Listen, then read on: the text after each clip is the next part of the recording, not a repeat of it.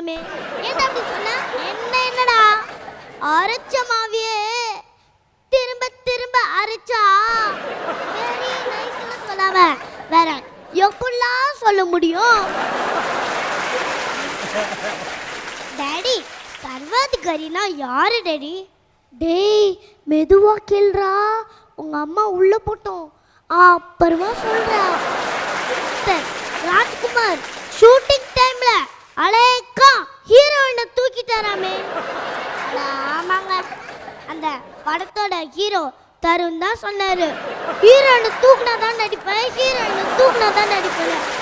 அத அவரு நம்ம சிட்டு பாபு அங்கிள் மாதிரி தப்பா புரிஞ்சுக்கிட்டாரோ என்னமோ.